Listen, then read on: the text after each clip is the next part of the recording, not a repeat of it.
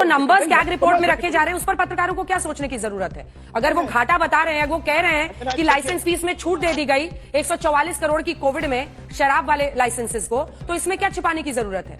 और CAG report नहीं दिखाया उन्होंने, इस पर आप क्यों नहीं जवाब दे रहे हैं? क्या इसमें आपको कुछ गड़बड़ी नहीं दिख रही है? अंजना जी, मैं राजनीतिक पार्टी का प्रवक्ता नहीं हूं, इसलिए मैं यहाँ इंट्रोगेशन नहीं झेलूंगा। नहीं, इंट्रोगेशन की बात ही नहीं है। आप एनालिस्ट के तौर पर बैठे हैं, आप बोलने से क्यों बच रहे हैं? कैग रिपोर्ट तो पेश करना। जय श्री राम दोस्तों, अगर आपके दिल में हिंदू राष्ट्र का स्वर्णिम सपना धड़क रहा है तो इस वीडियो को तुरंत लाइक करें, कमेंट में बड़े अक्षरों में लिखें जय श्री राम और हमारे चैनल को सब्सक्राइब करके इस महाअभियान में शामिल हो जाए। अब आते हैं आज की सबसे धमाकेदार डिबेट पर। दोस्तों, आज की डिबेट में तो ऐसा धमाका हुआ कि मजा ही आ जाएगा। आज देखेंगे कैसे कालुतोष दिल्ली की हार से अभी भी सदमे में है। कालुतोष सीएजी रिपोर्ट पर केजरीवाल को बचाने आया था, लेकिन एक छोटी सी बात भूल गया। सामने बैठे थे सुधांशु त्रिवेदी। सुधांशु त्रिवेदी ने कालुतोष की चमचागिरी का ऐसा पोस्टमार्टम किया कि बेचारे को खुद समझ नहीं आया कि वो डिबेट में क्यों आया था। सीएजी रिपोर्ट पर सुधांशु ने कालुतोष को ऐसे धोया कि स्क्रीन पर वॉशिंग मशीन का ऐड डाल देना चाहिए था। तो बिना किसी देरी के चलिए वीडियो शुरू करते हैं और देखते हैं पूरा धमाल। पिक्चर चालू करो बे। भारतीय जनता पार्टी ने चुनाव के पहले सीएजी की रिपोर्ट का हवाला दे देकर आम आदमी पार्टी के ऊपर हमले किए, उनकी छवि पर हमला करने की कोशिश की और काफी हद तक उसमें कामयाब भी हुए। इसका जो लीगल पहलू है वो और संवैधानिक पहलू वो एक अलग तरीके का पहलू। अमेरिका का दलाल। क्या इस रिपोर्ट में दो चीजों का जिक्र है कहीं कि नियम का उल्लंघन करके या किसी को फायदा पहुंचाने की नीयत से, यानी क्विड प्रो को, ऐसा है क्या? अगर ऐसा है तो फिर यह भ्रष्टाचार का सीधा मामला बनता है और इसमें मनीष सिसोदिया जिनके भी हस्ताक्षर होंगे उनके खिलाफ इंक्वायरी होगी और फिर आगे की कानूनी कार्रवाई होगी। जहां तक मैंने अभी तक देखा, मैंने पूरी रिपोर्ट नहीं पढ़ी है, लेकिन जितना मीडिया के माध्यम से मुझे जानकारी मिली है, इसमें कभी अभी भी इस बात का कहीं जिक्र नहीं है कि क्या अनियमितता बरती गई है या फिर उसमें किसी तरीके का क्विड प्रो को दिखाई पड़ा है। अच्छा, जहां तक पॉलिसी चेंज का सवाल है तो कोई भी सरकार पॉलिसी, कोई भी मिनिस्टर, कोई भी ब्यूरोक्रेट इस वजह से उसके खिलाफ कार्रवाई नहीं हो सकती कि उसने किसी नीति में या किसी पॉलिसी में बदलाव किया है। पॉलिसी बदलने पर फायदा भी हो सकता है, नुकसान भी हो सकता है और कुछ भी नहीं हो सकता। तो अगर 2000 करोड़ का घाटा लगा है तो सरकार से जरूर पूछा जाना चाहिए कि आपने पॉलिसी क्यों बदली और इसकी वजह से सरकार को जो घाटा लगा है उसकी आप जिम्मेदारी लेनी पड़ेगी आपको। इसकी मौका। लेकिन क्या इसमें कोई अनियमितता बरती गई है? क्या इसमें कोई भ्रष्टाचार हुआ है? जब तक ये साबित नहीं होता तब तक आप किसी अधिकारी को, तब तक आप किसी मंत्री को, किसी मुख्यमंत्री को आप कटघरे में सुधांशु जी इसका जवाब। सुधांशु जी, अब तू गया बेटा, अब तू गया, देख तेरी औकात मैं दिखाता हूं तुझे। हाँ बिल्कुल, आप सही कह रहे हैं आशुतोष जी, अब बिल्कुल आपके संज्ञान में होगा और अब मेरे विचार से हो सकता है आपने नजरअंदाज किया हो या जान के ना कहना चाहो। कोई भी नीतिगत निर्णय यदि कोई सरकार पॉलिसी का लेती है तो कैबिनेट अप्रूवल के बाद होता है। क्या प्रोसीजर होता है किसी राज्य सरकार में? कैबिनेट अप्रूव करती है पॉलिसी को, फिर गवर्नर के साइन के बाद वो इंप्लीमेंट होती है। ये बड़ी अच्छी बात कही आप। क्या ये पॉलिसी कैबिनेट में आई? क्या ये पॉलिसी कैबिनेट में आने के बाद एलजी से अप्रूव हुई और उसके बाद लागू हुई? यदि नहीं हुआ, लागू पहले कर दिया गया और एलजी और अप्रूवल के लिए बाद में लाया गया, पहला संदेह यहां पे होता है। सही पकड़े हैं। नंबर 2, इस बारे में जो एकदम अदालत ने एक्सेप्ट कर लिया था तो ऐसे नहीं था। ईमेल का उदाहरण है कि ईमेल पे पॉलिसी का ड्राफ्ट एक लाभार्थी को गया और उसने कुछ सजेशंस दिए, वो ईमेल का ट्रैक आया और वो सजेशंस पॉलिसी के हिस्से बने।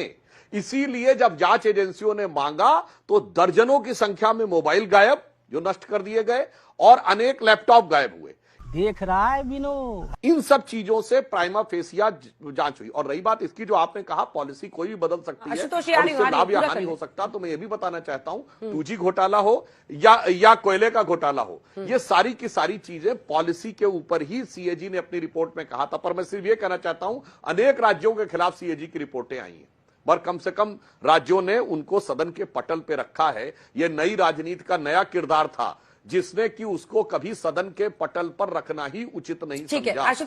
बेशर्मो शर्म करो, शर्म। तो मुझे लगता है बिल्कुल आप टेक्निकल ढंग से देखें। और एक और उदाहरण देना, पूरा कर लीजिए सुधांशु जी, पूरा कर लीजिए। एक लाइन और कह दूं, एक लाइन और कह दूं सर, एक उदाहरण आशुतोष जी एक लाइन में। आशुतोष जी, आपको याद हो कि एयरपोर्ट के पास एक अलॉट किया गया था किसी को शराब की दुकान का, वो उसको एयरपोर्ट से क्लियरेंस नहीं मिला, तो 40 करोड़ रुपया जो उसका डिपॉजिट था, सिक्योरिटी डिपॉजिट, वो सरकार ने वापस कर दिया। अब मैं पूछना चाहता हूं बिल्कुल टेक्निकल, यदि वो क्लियरेंस प्राप्त करना उस वेंडर की जिम्मेदारी थी तो सरकार ने क्यों वापस किया? तू समझा? यदि वो सरकार की जिम्मेदारी थी, सरकार का हमारी जिम्मेदारी थी, हम नहीं दिला पाए तो बगैर एयरपोर्ट के क्लियरेंस के उनको अलॉट क्यों कर दिया? तब तो साफ साफ दिखता ना कि आपने उसको सीधे फायदा पहुंचाया। ठीक है, बहुत साफ बात है। फिर कह रहा हूं, अगर वेंडर की जिम्मेदारी थी तो सरकार को क्यों अपने ऊपर लेना और पैसा वापस करना? सरकार की जिम्मेदारी थी तो बगैर क्लियरेंस हुए अलॉट क्यों कर देना और अनरेस्ट मनी दे क्यों लेना? ऐसे बहुत सी ठीक है, आपने स्पेसिफिक पॉइंट रेज किया, आशुतोष जी इसका जवाब दे रहे हैं। ठीक है, स्पेसिफिक पॉइंट रेज किया, इसका दीजिए। और कैग रिपोर्ट दबाए रखने पर आपने कुछ नहीं बोला आशुतोष। देखिए सुधांशु जी भारतीय जनता पार्टी के प्रवक्ता है तो जाहिर सी बात है भारतीय जनता पार्टी का पक्ष रखेंगे। मैं चुप कर बे कुत्ते। एक राजनीतिक विश्लेषक, मैं अपने तरीके से चीजों को देखता हूं। मैं फिर इस बात को रिटरेट करना चाहता हूं, कोई जरूरत नहीं है। तो नंबर्स कैग रिपोर्ट में रखे जा रहे हैं, उस पर पत्रकारों को क्या सोचने की जरूरत है? अगर वो घाटा बता रहे हैं, वो कह रहे हैं कि लाइसेंस फीस में छूट दे दी गई 144 करोड़ की कोविड में शराब वाले लाइसेंसेस को, तो इसमें क्या छिपाने की जरूरत है? और कैग रिपोर्ट नहीं दिखाया उन्होंने, इस पर आप क्यों नहीं जवाब दे रहे हैं? क्या इसमें आपको कुछ गड़बड़ी नहीं दिख रही है? आप बोल अंजना जी, मैं राजनीतिक पार्टी का प्रवक्ता नहीं हूं, इसलिए मैं यहाँ इंट्रोगेशन नहीं झेलूंगा। नहीं, इंट्रोगेशन की बात ही नहीं है। आप एनालिस्ट के तौर पर बैठे हैं, आप बोलने से क्यों बच रहे हैं? कैग रिपोर्ट तो पेश करना चाहिए ना, जो भी गलत हो सही हो एनालिसिस हो सकता है। सुन लीजिए, मैं भी बहुत सारे सवाल पूछ सकता हूँ जो अनकंफर्टेबल कर सकते हैं यहाँ पैनल पे बैठे हुए लोगों को। हम मालूम है तेरे बाप को मत सिखा, चल रुक तेरे को बताते तेरी माँ की। देखिए अंजना जी, प्रियंका जी बैठी हैं और आशुतोष जी बैठे हैं। ये मैं बात में मान सकता हूं कि केजरीवाल जी के बारे में मुझसे मेरे को वो समझ नहीं हो सकती जो इन दोनों की है, क्योंकि मैं तो जो देख रहा हूं तो दृष्टा भाव से देख रहा हूं, ये तो भोक्ता भाव से देख चुके हैं। दृष्टा भाव और भोक्ता भाव जानते क्या अंतर होता है? जैसे आप फिल्म देख रहे हैं तो आप दूर से देख रहे हैं, दृष्टा भाव एक है, उसमें किरदार निभा रहे हैं, आप एक्टिंग कर रहे हैं। तो प्रियंका जी वर्तमान में पदाधिकारी, आशुतोष जी पहले रह चुके हैं, तो हो सकता है उनके मन में भी पुराना थोड़ा सा अनुराग जाग रहा हो। बात तो सही है, इसलिए वो ये कहने लगे कि सीएजी ने घोटाला लिखा है कि नहीं। सीएजी का काम सिर्फ नुकसान को पॉइंट आउट करना होता है, फिर घोटाला वो करते हैं। और प्रियंका जी ने जो कहा, पहले भी कहा, एक्साइज पॉलिसी के बारे में जो स्टेट सब्जेक्ट था उसमें सेंटर पे कहने लगी, अब प्राइवेट चीज को सीएजी में डालने लगी। इससे साफ साबित हो जाता है कि अयोध्या डेवलपमेंट प्रोजेक्ट को लेकर एक कैग रिपोर्ट आ चुकी है सुधांशु जी।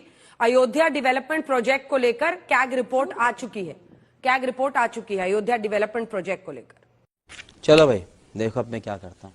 अंजना जी यही तो मैं कह रहा हूं, अयोध्या डेवलपमेंट प्रोजेक्ट सरकार का होगा, जैसे एलडीए होता है।